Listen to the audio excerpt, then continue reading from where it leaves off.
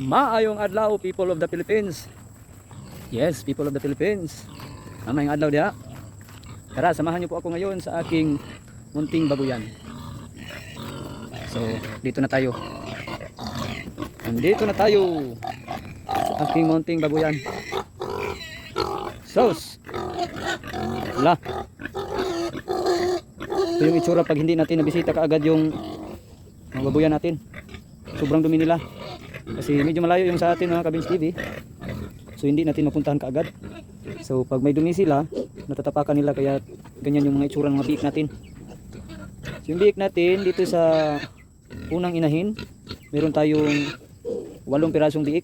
So malapit na silang iwalay dahil ang walay date nila ay ngayong darating na January 14. So dito sa pangalawang inahin natin, no? So, meron siyang 10 sana, pero ang swerte ay 7 lang.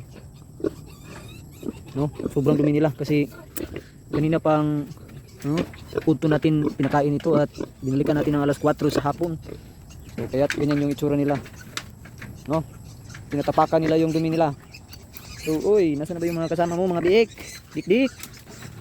So pasensya na po kayo, medyo madumi yung babuyan ko, yung tangkal kasi ito lang po yung imbakan ko ng tubig. May 3 laton at 1 cooler, mga galon.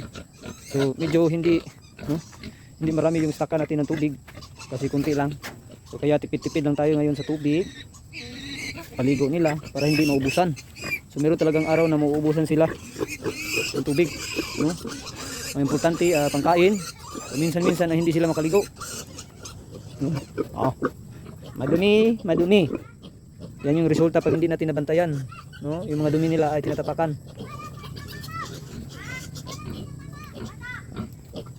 So yan lang po mga Kabins TV, no? Yung munting babuyan ko, no? 2 inahin, may biik na 7 at 8. So meron akong biik na 15 pieces. So okay na rin yun. Kasi sa pagkakaalam ko ngayon ay medyo mahal yung baktin. Yung biik ba? Yung baktin. Biik. So sana paldo mga Kabins TV. So maraming salamat at dito lang nagtatapos ang aking video. Thank you.